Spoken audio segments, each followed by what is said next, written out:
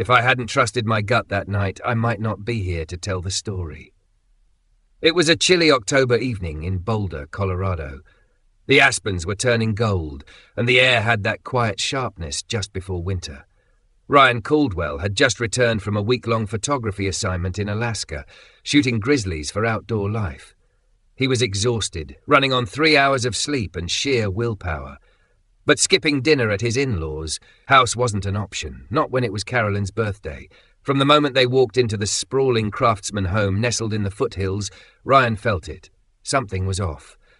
Carolyn was too cheerful, her smile too rehearsed. Richard, as always, gave Ryan that smug once-over, the same look he used when asking, "So, still chasing pictures instead of paychecks?" Dinner was the usual mix of tension and fake pleasantries. Then came dessert. "I made something special for you," Carolyn said sweetly, stepping out of the kitchen with a tray of glasses filled with sangria. But Ryan noticed something. 2 glasses sat slightly apart from the rest. As she approached, he watched her hand one directly to him. "This one's for my favourite son-in-law," she said with that same tight smile. Ryan thanked her, but as he looked into the glass, his photographer's eye caught something strange, a faint shimmer, like a film on the surface. Barely visible, but there. His heart began to race. "Let me help pass these around," he offered casually, taking the tray from her hands. As he made his way around the table, he discreetly placed the questionable glass in front of Richard, who barely glanced up from his phone before taking a sip. Ryan sat down, choosing a different drink. He pushed his food around his plate, his stomach too twisted to eat. 45 minutes later, Richard turned pale, then green, and bolted from the table toward the bathroom. The sounds that followed were violent and unmistakable. Carolyn's face drained of colour. Their eyes met across the table, and Ryan knew she hadn't just made a drink. She had tried to poison him. But he didn't flinch. He simply reached for his fork, took a bite of cake, and slipped the untouched original glass into his bag. This wasn't over. You don't accuse someone of trying to poison you unless you're ready to prove it. The moment Richard stumbled to the bathroom, clutching his stomach and sweating like a man on trial, the entire room froze. Carolyn's eyes flicked toward Ryan for just a second, quick, but not quick enough. There was fear there, pure and sharp, and something else. Recognition. Ryan said nothing. He just sat there, quietly slipping the original glass into the side pocket of his camera bag. He knew one thing. If he wanted the truth, he couldn't confront her. Not yet. The next morning, Ryan called an old client, Jason Whitaker, a forensic toxicologist who owed him a favour after a National Geographic spread. They met at a coffee shop near downtown Boulder. Ryan handed over the glass wrapped in 2 layers of cloth. "Don't ask questions," Ryan said. "Just tell me what's in it." Jason nodded, serious now. "I'll call you when I have something." 3 days passed. Ryan barely slept. Emily noticed. "Is it about work?" she asked. He nodded. Technically not a lie. Then the call came. "There are benzodiazepines in that glass," Jason said over the phone. "Enough to knock someone out cold for hours. Not lethal, but not innocent either. Ryan, where did you get this?" Ryan exhaled slowly. "Family dinner." There was a long pause. Jesus. That night, Ryan stood in the garage, staring at a storage bin labelled Emily College. Inside were old photo albums, letters, trinkets she'd saved. He wasn't just looking for memories. He was looking for patterns. For years he'd brushed off the tension with her parents. Carolyn's fake sweetness, Richard's loaded questions. But what if this wasn't new? What if they'd always been like this? He spent the next week digging, calling people, searching public medical records. He found out Carolyn had filled prescriptions for Xanax from 3 different doctors simultaneously. Rumours floated around Boulder's social clubs. She'd once been caught stealing jewellery at a charity gala. Another time, she had to be escorted from a golf fundraiser after a screaming match. And then the tipping point, a flash drive. It arrived by mail. No return address. Inside was security footage from Carolyn and Richard's own house.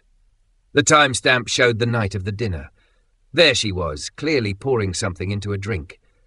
There was Ryan entering the kitchen, Carolyn panicking, Richard drinking. But the footage didn't stop there. Another clip showed Carolyn screaming at Richard afterward, "You drank the wrong damn glass." And then Richard, pale, angry, defeated, snapped back, "This isn't the first time, Carolyn." Ryan sat alone in his studio, watching the videos over and over. This wasn't about him. This was about control. Control over Emily, over her life, over anyone who dared not fall into line. For the first time, Ryan wasn't just angry. He was ready. It wasn't just about what was in the glass. It was about why someone wanted me unconscious that night. The toxicology report burned in Ryan's hand like a live wire. Benzodiazepines. Not fatal, but potent, enough to sedate someone for hours, possibly erase memories. It wasn't a mix-up. It was a message. Someone had intended to knock him out, and he already knew who. He didn't tell Emily, not yet. The truth was too big, too dark, and too delicate to throw at her without proof she couldn't ignore. So Ryan started digging. He began with Carolyn's prescription history, accessing public databases and talking to a friend who worked in a local pharmacy chain. What he found stunned him. Carolyn had filled prescriptions for the same anti-anxiety medication under 3 different names, from 3 different doctors over the past year. Then came the whispers. A woman at the country club said Carolyn once got belligerent at a charity dinner, accusing a guest of stealing her pearls, only to find them in her own purse later. Another source told Ryan she'd been quietly banned from a wine-tasting group for erratic behaviour. But still, Ryan needed more. Then, like fate, an anonymous package showed up on his doorstep. No return address. Inside, a USB drive and a handwritten note in block letters. "You should see this. B." He plugged it in.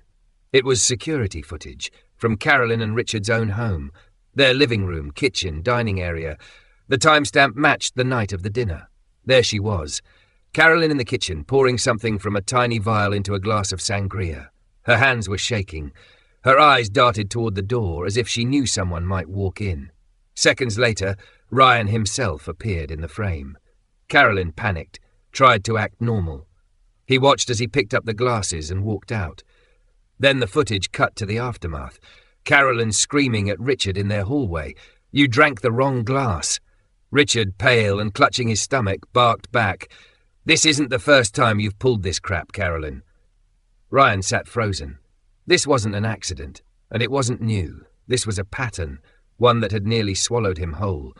But what hit Ryan hardest wasn't just what Carolyn did. It was what she intended to prevent. He remembered the gallery opening he was supposed to attend that night, his first solo show in downtown Denver. Emily was going to come, support him. The press was invited. It was a turning point. Had Carolyn drugged him to sabotage it, to make him look irresponsible, unreliable, maybe even mentally unstable? Suddenly, everything made sense. The snide remarks, the backhanded compliments, the way she constantly positioned him as temporary in Emily's life, a distraction, a detour. He stared at the screen, jaw clenched. This wasn't just an overbearing mother-in-law. This was psychological warfare. And Ryan? He was done playing defense. People like Carolyn don't leave fingerprints, but they always leave whispers. Ryan Caldwell wasn't a detective, but he had a camera, a laptop, and a deep, quiet fury that made him relentless. He didn't care about gossip until gossip started sounding like patterns. It started with a whisper at a farmer's market. An older woman with sharp eyes and a tighter smile leaned in after Ryan casually asked if she knew the Whitmores. "Everyone knows Carolyn," she said, almost too quickly. Then she added, "But she's unpredictable, always has been." Ryan kept asking questions, quietly, carefully. He spoke to a local pharmacist off the record. The man looked around before pulling up a screen on his tablet. "This stays between us," he warned. There it was, 3 overlapping prescriptions for benzodiazepines, filled under slightly different variations of Carolyn's name, all within 6 months, all from different doctors. "Is that even legal?" Ryan asked. The pharmacist gave him a tired look. "It's not, but people with money and charm find loopholes. Some doctors don't ask questions if the copay clears." Ryan thanked him and walked out into the cold afternoon, stomach twisting. Next came the stories. A caterer remembered Carolyn at a high-profile benefit 3 years ago, drunk, accusing a teenage volunteer of stealing her earrings, only to find them in her clutch purse 20 minutes later. A golf club employee said she once threatened a waitress over an imagined insult. Mrs. Whitmore was intense, he said, choosing his words carefully. They stopped inviting her after that. Ryan kept notes, dates, names. The deeper he went, the more Carolyn unravelled. She wasn't just difficult, she was dangerous. And worst of all, everyone had seen signs, but no one had ever called it what it was. Then came the flash drive. No return address, just a sticky note. Thought you should have this. Ryan's hands trembled slightly as he opened the files. Security footage, home cameras from the Whitmore residence, multiple angles, time-stamped. There it was again, the dinner, the tampered drink, the panicked glance. But this time, something new. Audio. Carolyn's voice, harsh and angry after Richard fell sick. "You idiot! You were supposed to hand him that glass. Now it looks like I tried to poison my own husband," Richard replied, weak but furious. "You've lost it, Carolyn. You've seriously lost it." Ryan leaned back, staring at the monitor. Now he had proof, visual and verbal. He wasn't crazy. He wasn't overreacting. He'd been targeted. And now, he wasn't just collecting evidence. He was preparing for war. When someone sends you proof of attempted poisoning, it stops being a family issue. It becomes a survival plan. Ryan watched the footage 3 times in complete silence. First, Carolyn in the kitchen, pouring from a tiny vial into a glass of sangria. Second, Ryan entering, catching her off guard. Third, Richard drinking the tainted glass. Then, the argument. Carolyn pacing the hallway screaming, "You drank the wrong damn glass, Richard." Richard, pale and sick, barking back, "This isn't the first time you've done something like this." Ryan sat motionless in his studio chair, the glow of the screen the only light in the room. It wasn't just about him anymore. This was a pattern, a history, and someone close enough to know what was going on had sent him the proof. The note said only, "You should see this, V." Only one person came to mind, Vanessa, Ethan's wife. Carolyn had never liked her either. Ryan called her the next morning. She answered on the second ring, like she'd been expecting it. "I sent it," she said before he even spoke. "I couldn't watch them do it again." Ryan sat down slowly. "They did this to you?" Vanessa sighed. "Not the drugging, but everything else. Manipulation, lies. They told Ethan I was cheating, that I only married him for money. They almost broke us." "Why didn't you say anything before?" he asked. "I tried. Ethan didn't believe me. But when I saw Carolyn spike your drink, I knew you'd be next." Ryan's heart beat like a war drum. Everything he'd suspected was true. Now it wasn't about staying quiet anymore. It was about protecting what mattered. That evening he pulled Emily aside. Calmly, deliberately, he showed her the footage. At first her face went pale. Then came the disbelief. "My mom wouldn't do this," she whispered, but her voice cracked. Her hands trembled. Ryan didn't say, "I told you so." He just let the footage play again and again, until silence hung heavy between them. Emily finally spoke. "We need to confront them," and Ryan nodded. Because now, it was no longer his word against theirs. It was their own cameras that told the truth. "It was never just about disliking me. They'd done this before, and they were always ready to do it again." The deeper Ryan dove into the footage, the clearer it became. This wasn't their first takedown. In one clip, recorded 2 years before Emily even met Ryan, Carolyn was seen talking on the phone in the living room, voice low but clipped. "I don't care how perfect he looks on paper," she hissed. "She's not marrying someone with a father in prison. We'll make sure she finds out." Another file, Richard in his office, reviewing what looked like fake text messages. "We'll forward these to her anonymously, just enough to make her doubt him." Ryan froze. He wasn't just watching sabotage. He was watching Emily's life being rewritten without her knowing it. The doctor she'd once loved, the one she never talked about. Ryan remembered asking once early in their relationship. She'd simply said, "It ended badly," and changed the subject. Now he knew why. They'd done it before, and they were doing it again, with him. He reached out to an old contact, a wedding photographer in Austin, who happened to know a guy named Thomas Langston, orthopedic surgeon, Emily's ex-fiancé. Thomas was reluctant at first, but when Ryan explained why he was calling, he agreed to meet. They sat in a quiet bar off 6th Street. Thomas looked tired but curious. "She never knew the truth," Thomas said finally, sipping his beer. "Her parents made me look like a monster. They forged messages, emails, some even came from burner numbers. I tried to explain, but she wouldn't hear it, and I didn't want to drag her through the mud." Ryan nodded slowly. "They almost destroyed my marriage too." Thomas sighed. It's what they do. Control the narrative, protect the image, even if it means breaking their own daughter's heart. Ryan left the bar with a file of screenshots Thomas had saved, evidence that Emily had been manipulated, not once, but for years. Back home, Emily was waiting. She looked like she hadn't slept. Ryan sat beside her. "There's something you need to see." He handed her the folder, the screenshots, the emails, the truth. As she flipped through them, tears welled in her eyes. "All this time," she whispered. Ryan didn't say anything. He let the silence speak for itself. Then Emily looked up at him, not just hurt, but furious. "They've controlled me long enough," she said, and Ryan knew this time she wasn't walking away from the fight.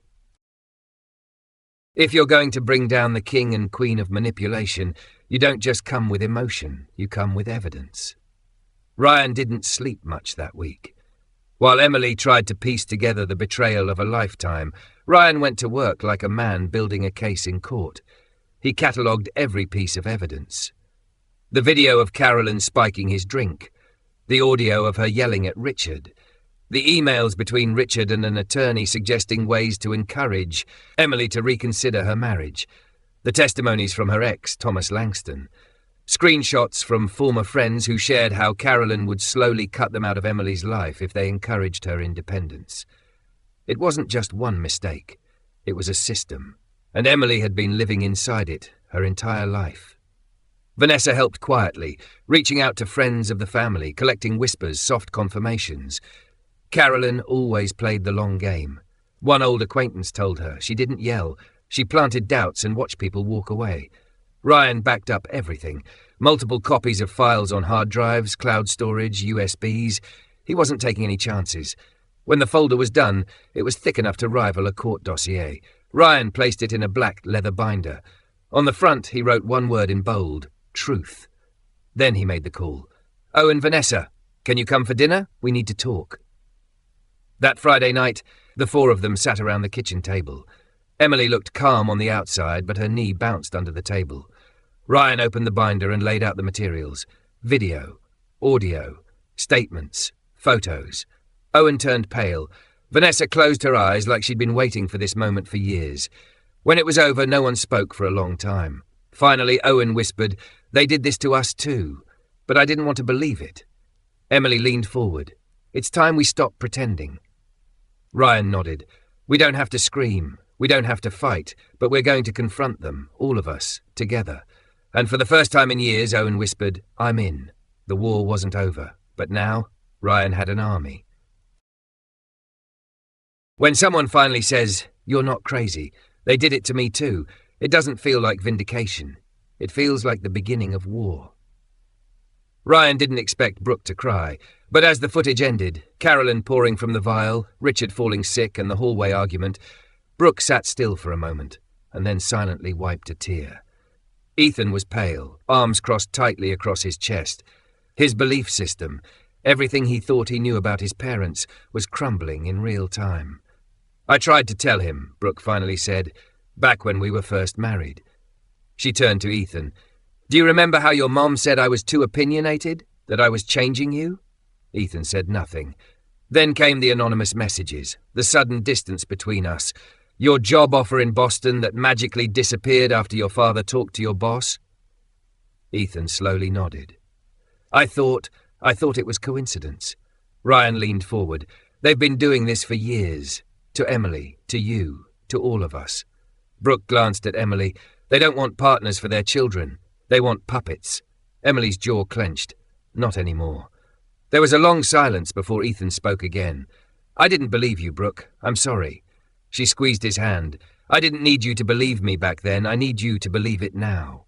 Ryan stood based, walked over to the kitchen counter, and pulled out the leather binder marked Truth. He laid it on the table. "This isn't about revenge," he said. "It's about stopping the cycle, before it poisons everything." He opened the binder, flipped to the next page, a printed still from the footage, Carolyn mid-pour. "We confront them, all of us. No more secrets, no more silence." Ethan looked at the binder, then at Emily, then at Brooke. "I'm in," he said. Brooke nodded. Ryan's voice was calm but firm. "Next Sunday, at their house, we record everything. No yelling, just the truth." Emily took a deep breath.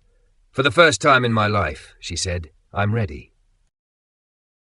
Some truths don't need to be shouted, they just need to be spoken, out loud and finally. The knock at the Whitmore door that Sunday evening wasn't just a visit, it was a reckoning. Carolyn opened the door first, dressed immaculately as always. Her smile faltered slightly when she saw not just Emily and Ryan, but also Ethan, Brooke and Vanessa standing behind them. "Is this a family reunion?" she asked, voice sweet but wary. "We need to talk," Emily said, stepping inside without waiting for permission. Richard looked up from the living room, brow furrowed. "What's going on?" Ryan calmly set his camera bag down and pulled out a small camcorder, pressing record. "What are you doing?" Carolyn snapped, instantly defensive. "We're documenting this," Ryan replied, "so there's no confusion about what's said tonight." Richard scoffed. "This is absurd." Emily turned to face both of them. Her voice was steady, but steel lined every word. No more games, no more lies. She laid the binder on the coffee table. Richard glanced at it, then quickly looked away. Carolyn's hands twitched at her side.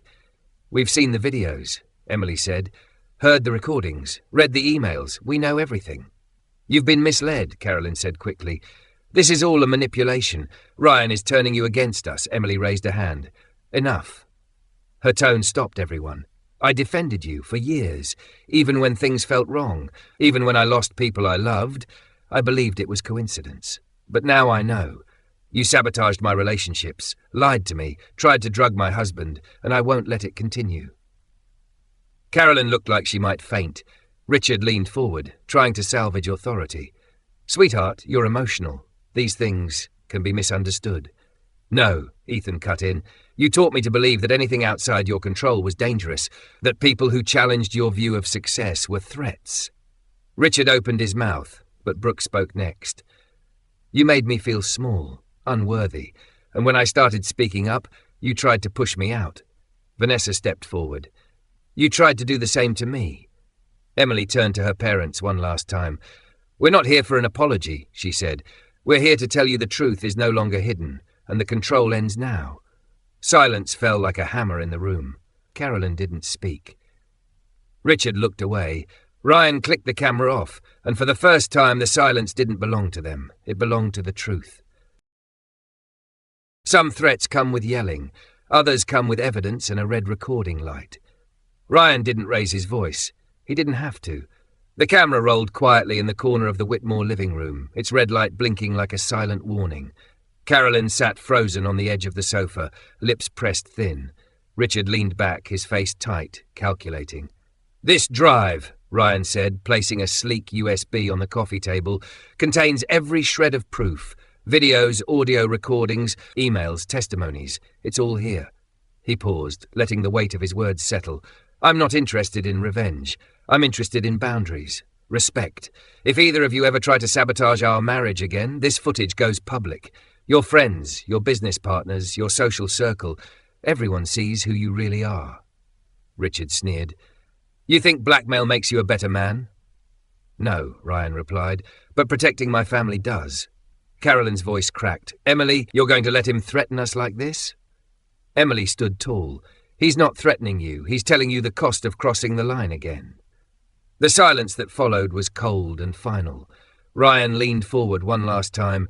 "This copy is yours. Keep it. Study it. But understand one thing. It's not leverage. It's insurance." With that, he turned off the camera, packed it away, and stood. Ethan, Brooke, and Vanessa followed. Emily lingered for a moment, staring at the people who raised her and never really knew her. "Goodbye," she said quietly. "Not forever. Not dramatically. Just finally." As they walked to their cars under the Colorado dusk, no one spoke.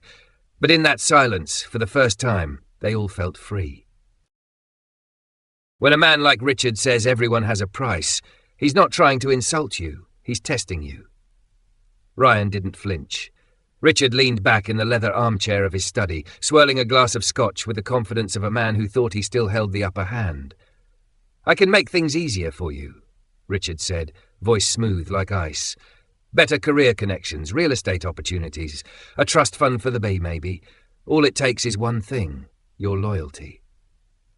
Ryan gave a half smile, but his eyes stayed hard. "Let me guess, loyalty to you means silence, obedience, and keeping Emily in the dark." Richard didn't deny it. He just smiled. "That's what I thought," Ryan said, setting his untouched drink down. "You think I married into this family for what you can give me. But here's the thing. You never understood what I really value." Richard narrowed his eyes. "And what's that?" "Respect," Ryan said flatly, "and the freedom to build something on my own terms." There was a pause. Then Richard leaned forward, voice sharper. "You walk away from this offer. You walk away from the family." Ryan didn't move. "You mean the version of the family where everyone lives under your thumb?" "No, thanks." He stood, calm, unshaken. "You said everyone has a price," Ryan said as he walked to the door. "But maybe your biggest mistake was thinking I'm for sale." And with that, he left, leaving Richard alone with his glass, his pride, and the growing realization that the game had changed. Ryan didn't need to win Richard's approval. He only needed to prove he never needed it in the first place. Some announcements break the silence, others break the cycle. Emily stood in the centre of the Whitmore living room, her voice clear, calm, but full of meaning. "I'm pregnant." It wasn't dramatic, it wasn't shouted, but the room cracked open like glass under tension. Carolyn gasped, her hand flying to her mouth. Richard blinked, stunned into silence. Even Ethan and Brooke glanced at each other, not expecting it to come out like this. Emily continued, her gaze steady. "And before either of you say a word, I want you to hear me. This child will not be raised under the illusion that love is conditional or that control equals care." Ryan stood beside her, one hand resting gently at the small of her back. "This child," Emily said, "will never be a pawn." Richard tried to speak, but Emily held up her hand. "I grew up thinking I had to earn your approval," she said, voice shaking slightly.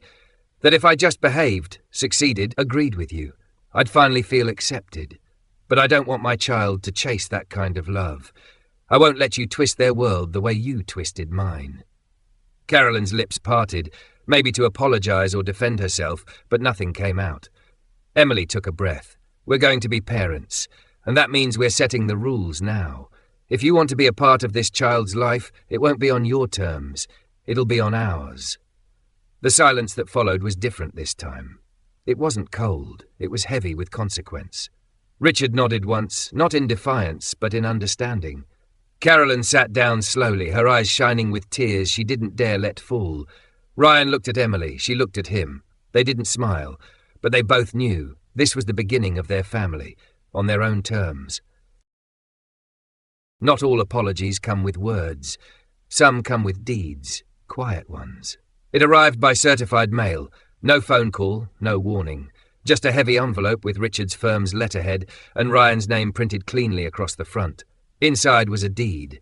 To the very house they'd been renting since their wedding, fully paid off. No conditions, no fine print. Just a line at the bottom in Richard's sharp, confident signature. Underneath that, a second set of documents, the formation of a trust fund, established in their unborn child's name.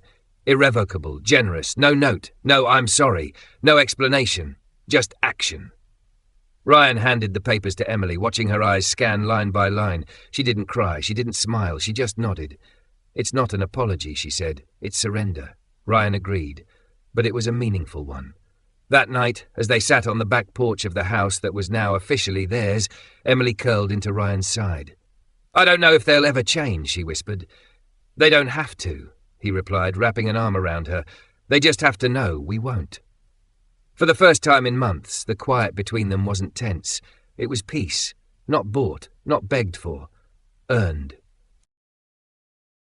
Some wounds don't heal with time, but life has a way of building bridges where words never could. The day Lila was born, the sky over Denver was soft and overcast, the kind that made everything feel still, like the world was holding its breath for something sacred. Ryan held her first. His hands trembled. Emily wept quietly.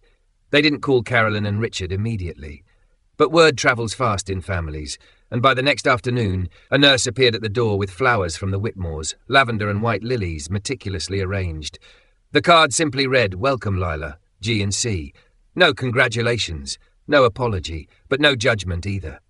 2 days later, they came in person. Carolyn's makeup was perfect. Richard wore a pressed blazer. They brought gifts, a silver bracelet, a hand-knit blanket, a framed quote about legacy. They stayed 20 minutes, didn't overstep, didn't give advice. Didn't touch Lila until Emily placed the baby into Carolyn's arms, deliberately. It was awkward, but peaceful. The visits became routine, predictable, safe. Once a week, always brief, always polite, never personal. No fights, no guilt-tripping, no more manipulation. It was something like balance. One evening, as Ryan rocked Lila to sleep, Emily whispered from the doorway, "It's strange, they're here, but they're not in it, you know?" Ryan nodded. "And maybe that's the best we'll ever get." Emily smiled sadly. "And maybe that's enough." And in the gentle rhythm of a newborn's breathing, they began to write a new kind of story, not perfect, but theirs. Sometimes the loudest acknowledgements come in the quietest forms. No apology, no praise, just respect finally earned. It came in a thick envelope marked confidential. The Whitmore family crest was embossed in gold on the top left corner, Richard's company logo. Ryan opened it slowly, expecting legal formalities or some bureaucratic form, but what he found was something else entirely. Inside was a glossy, full-colour copy of Whitmore and Associates' annual report. On the cover, one of Ryan's photographs, an aerial shot of Denver at sunrise, warm light touching the rooftops like fire meeting snow.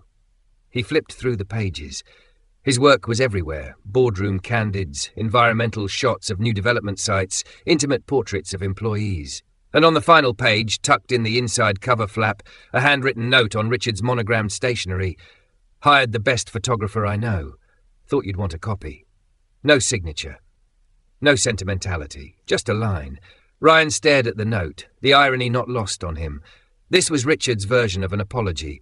Not through words, not through warmth, but through recognition. Later that evening, Emily sat beside him on the porch, Lila asleep in her arms. "He used your work," she said after a moment, flipping through the report. "Front cover. That's something." Ryan nodded. "He didn't have to. There are cheaper options, safer ones." "Why do you think he did it?" she asked. He considered it. "Because for the first time he saw me as more than just the man who married his daughter," Ryan said quietly. "He saw me as someone who didn't back down, who didn't break." Emily leaned her head against his shoulder. "You didn't need his respect," she said, "but you earned it anyway." Ryan smiled, not from pride, but from peace. Because sometimes winning wasn't about conquering someone. It was about never letting them define you in the first place. Sometimes what you've waited years to hear doesn't come in words. It comes in the silence that finally feels honest. Ryan didn't frame the note. He didn't bring it up in conversation or share it with friends. He slid it into a drawer, one he rarely opened, and left it there, not out of bitterness but closure. Because what mattered wasn't the note. What mattered was what it wasn't. It wasn't a bribe, it wasn't a guilt offering, and it sure as hell wasn't forgiveness disguised as generosity. It was something Richard had never given freely. Respect. And that meant something. Weeks passed. Ryan's gallery opening was approaching, a dream long deferred by distractions, doubt and dysfunction. But now it was real. Emily helped hang the prints. Lila babbled in her carrier nearby as sunlight streamed through the front windows of the renovated space in downtown Denver. Ryan stood back and looked at the wall of his work. Mountain landscapes, quiet portraits, street shots that captured fleeting human truth. "Do you think he'll come?" Emily asked one afternoon, pointing to Richard's name on the guest list. Ryan shrugged. "Maybe, but that's not why I'm doing this." Emily smiled. "I know. That's why it matters." Opening night arrived with champagne flutes, soft jazz, and the hum of footsteps on polished concrete. Friends came, former clients, even a few strangers off the street pulled in by the light. Near the end of the evening, Richard and Carolyn appeared. No speeches, no grand entrance, just quiet nods and slow steps. Richard stopped in front of one photograph, a black and white shot of a father holding his newborn daughter, his hand massive and trembling. He stared for a long time. Then he turned to Ryan. "You took this?" Ryan nodded. Richard looked again. "It's real. Not perfect, not poetic, but real." And Ryan realized this was enough. Victory doesn't always come with applause. Sometimes it comes in the form of quiet, steady joy, earned, not won. 6 months after the confrontation, the gallery was open, thriving, and fully his. Mercer and Light. The name was simple, personal. Mercer for his father's name. Light for the one thing Ryan had spent his life chasing through a lens. The walls were filled with images not just of landscapes and faces, but of resilience, snapshots of truth framed in silence. Opening weekend was busy, press showed up, a few buyers placed early bids, but Ryan wasn't focused on that. He was focused on the moment. Emily stood beside him, one arm wrapped around his waist. Lila, now 6 months old, giggled in her stroller, cheeks pink from excitement and the cold breeze outside. Richard and Carolyn had come, briefly, polite, no tension. Richard had nodded in front of a portrait of Ryan's mother and whispered, "You did good, son." Ryan didn't need more than that. Because this gallery, this life, was not revenge. It wasn't a win in the traditional sense. It was the result of refusing to play the wrong game. He'd built something honest, something that didn't need to be validated by power or pedigree. Later that night, as they locked up the front door and walked into the Colorado dusk, Emily looked up at him. "You okay?" Ryan nodded, slipping an arm around her shoulder. "I am," he said. "For the first time, I'm not just surviving, I'm living."